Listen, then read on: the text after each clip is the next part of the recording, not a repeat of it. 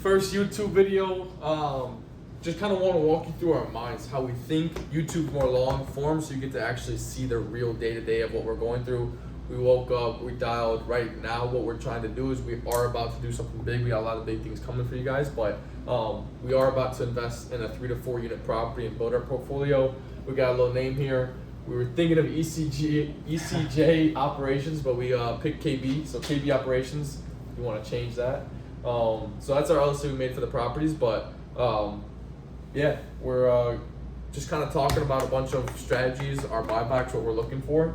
We're already working on getting pre-approved from a lender, or just doing a land contract. Zeke's been doing those for years. He's an expert in that industry, so yeah, we're kind of just talking some things through. Want to show you guys how we're thinking. If you guys have any other recommendations, leave them in the comments. Help us out. So yeah, just kind of want to make this as documentation. So when we first started talking about, kind of moving forward on this, the first thing we had to identify was what are our goals with it. Our goal is to start with these 3 to 4 units and build a portfolio.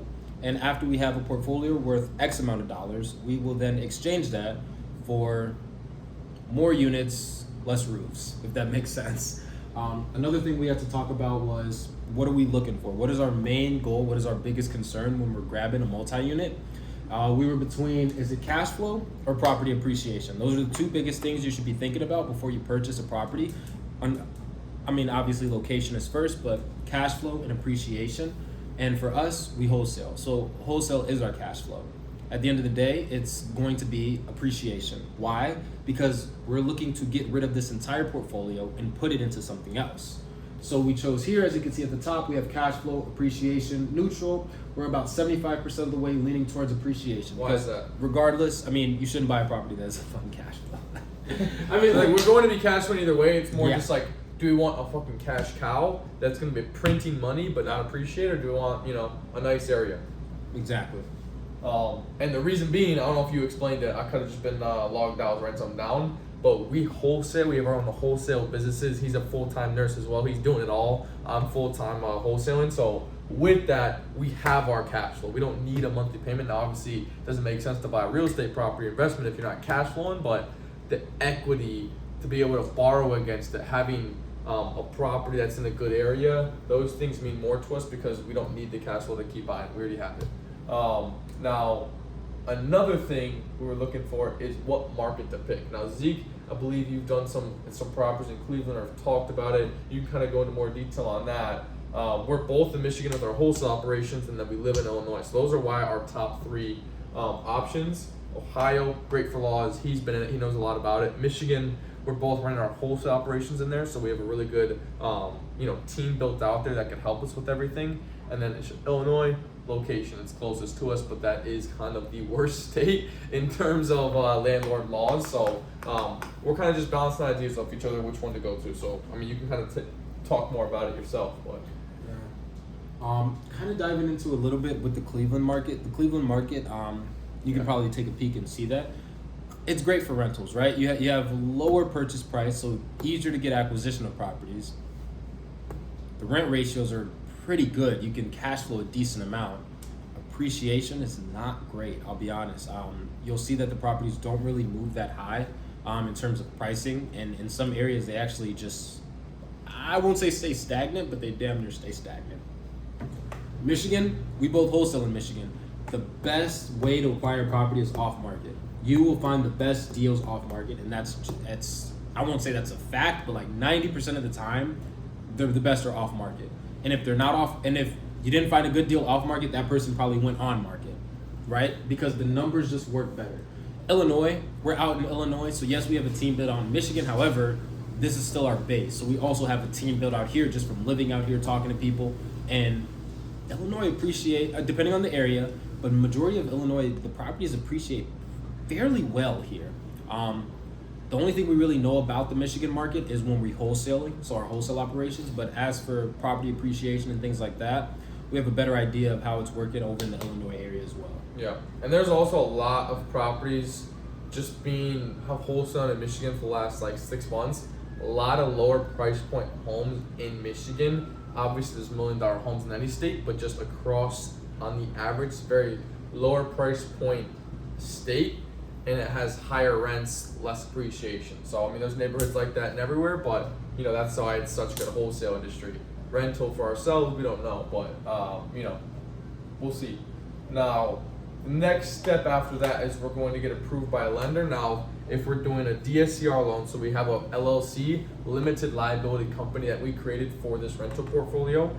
So that company, we are going to be buying every property and putting it on the deed for every single company. So if we get a DSCR loan, we'll put 20% down and our title will be that LLC. We're both 50% members of that LLC, so that's how we would structure that. Or we can do a land contract. Now you're probably more knowledgeable in that. Like I said, he's an expert. He does this for a living, so you can kind of tell him what a land contract is. So I started wholesaling just purely off seller financing or land contracts.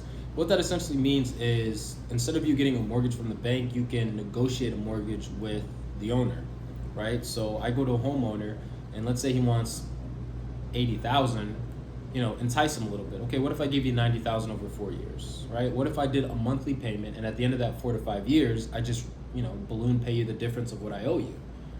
You know, sometimes these are landlords, tired landlords, sometimes they're down, sometimes they're not down. However, there's been multiple contracts that I've been able to get locked up and assigned off of creatives. And just being frank with you, I won't say if you're smart, but if you just know how to negotiate, I think probably out of all my land contracts I ever locked up, only one of them had an interest rate, and none of them were over 10% down. That's just rule of thumb, because Which you can't get 9 times out of 10 from banks. There we go. So is it hard to find them? I'm not gonna sit here and say it's easy to find them. Yeah, it's hard to find them. So it's hard to find any good deal, right? But you find it, you negotiate it, you lock it up, you get it done. That's the beauty, right? That's the cream of the crop. Yeah. So basically, you pay the seller a higher number because you have to incentivize them, and now you don't just pay, you know, whether it's a loan or whether you're just buying it out of your pocket cash. It's not all cash on the one day. You pay they're basically the bank. You pay them a mortgage. So over a period of time, once that mortgage is paid off, you're the sole owner. Until then, you have equitable interest, meaning you're on the deed, and they have a lien on the property, which is that mortgage. So they're the bank. So very good for us if we can keep replicating that. But we're kind of, you know, whether it's DCR or land contract, those are the two ways we will be acquiring these properties. Now we do have, I don't want to say a specific buy box, but we do really want to focus on the 3 to 4 unit multifamilies. Now, in both of our perspectives, the more units, the better.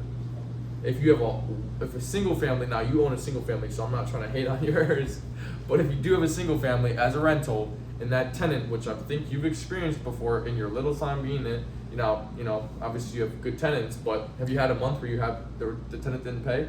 Yeah, it's, you know, you get tenants who are late if you're not doing Section 8. I didn't do Section 8 in my area I chose just because, you know, I was more in a decently appreciating neighborhood. Not to say you can't put Section 8 in appreciating neighborhood, just, you know, vet your tenants really well. I vetted mine okay, but it was my first rental, you know. You live and you learn. But the problem with single families to us is if one single month they're not paying or whatever it is, they're late, they lost their job, whatever it might be, shit happens, you can't foresee that. Single family, tenant doesn't pay 1 month, you have 100% vacancy, meaning you have to pay the entirety of that mortgage. You are losing money, not cash flowing, you are negative on that month. That happens for 3 months straight, damn, that just lost your cash flow for the year. So with multifamily, you have 10 units and 2 people aren't paying, you still have 80% of your, you know, fully occupied, you have 80% or 20% vacancy, meaning you can still pay for your mortgage. Most likely, if you ran your numbers correctly, you still cash flowing. You're not as cash flowing if you had 100%, you know, occupancy, but there's a lot less risk there. So that's our buy box. You also make more money, more expensive, but you know we're gonna lock in. So that is our buy box. We're gonna hold it at long term. We're not gonna fix it up. Buy 3 to 4 unit rental properties. Put a little work into it, build some equity. Refinance 6 months to a year later, whenever the laws in the state are. Pull the cash out, recycle that cash, and keep rinsing and repeat. You know, buy property, fix it up, refinance, rent it out, cash flow, rinse and repeat. Pull out, buy another 3 to 4 unit, and keep stacking. Keep stacking. We'll make another video in a year and see where we're at, or probably even sooner. But just to show you how we're thinking, how 2 business owners making 6 figures a month, making, you know, I mean, I don't want to speak for you, but you know, running this whole wholesale operation versus and a full time nurse. So this is how we think, and this is our structure to our deal. Do you have anything else you want to say? No, just before you're doing your kind of real estate search, looking for your rentals. There were mistakes I made, but because I made those mistakes, I learned a lot in the midst of it. You don't need to make those mistakes, right? We're going through this process and we're documenting the whole thing. So if you have questions, if you have things you want to know, comment them. We will make videos directed at what you guys need to know, right? First thing you got to do is location, location, location. Find a market, stick to it, and search that market. One thing I was having trouble with, I was in this market, that market, this market, that market. I was in that county, this county, this county, and I didn't even realize until like I was gonna make an offer in this county. They're like, "Oh, are you sure you want to buy out here?" And I'm like, "What's wrong with it?" Then I started realizing all the stuff that was wrong with that county. And I was like, "Oh, snap. Okay, let's stay in this county." Okay, well, there's not a lot of multi-units in that county. That's another thing to think about, right? Multi-units, you're not gonna find them just anywhere. They're also gonna be a very high purchase price. How much work do you want to put into it? Do you have a GC? If you don't have a GC, are you gonna find a GC? Who's gonna do the work? What type of loan are you gonna get? Like, A lot of moving parts. what is the village gonna let? I bought a home that needed to be flipped. The village was down my neck with things that needed to be done. Make sure your village and your municipality that you're working within also are very aware of everything you're doing, or else they will tax you and fine you, and you will spend unnecessary bread. But those are all the things we're going to be talking about going forward. So you don't need to spend that unnecessary bread, right? We're wholesalers. We could teach you how to run the numbers to make sure you're getting a good deal on your property when you purchase it. From purchase to fix, we know how to sell a deal and make money. So What we do know you how to think we do all day? We are running numbers. That's it. 12 hours a damn day. We are better than That's anyone it. at running numbers. That's so, literally it. You got any property looking to buy, any property looking to wholesale, whatever it might be, come to us. We'll give you an exact number. It'll take me 5 to 10 minutes. Oh, We do this yeah. for a living. Yeah. Now, I don't say that to be cocky. I say that to be confident because I know what we can do. So Yeah. That's just our job. If you did wholesaling for the last 2 years, you'd say the same thing. Yeah. And like you were saying, Zeke, is we do have a goal. We want to get 10 to 20 doors, 10 to 20 units per market. Now we still have to choose whether we're doing Cleveland, Michigan, or Illinois. Once we do pick one and we do pick a market in that state, we're gonna buy 10 to 20 in that singular market. And then once we do, we'll have the ability to move. But we want to have, what do you call that? A medium-sized portfolio, 10 to 20 units, or Just say 10 10 to 20, that's, It's a pretty good size. It's about But 5 multi-units. That's pretty solid. Yeah, 10 to 20 in that area just to build it out, and then we could kind of move if we want to. We could stand there, whatever it might be. But yeah, you guys leave in the comments. Let us know. This is my first YouTube video, first time on camera, kind of going into more depth, not doing a short form. I've been kind of grinding on the short form recently. So tell me if this was complete ass. If you learned nothing, tell me you hate me. Tell me what needs to get fixed. We're just gonna keep on getting better, like we do in any single realm of life. So let us know what we can be better at. Let us know how we can get better at. If you learned something, if you have any questions, leave them down below. But the title of this video will be, first step in buying our first multifamily rental.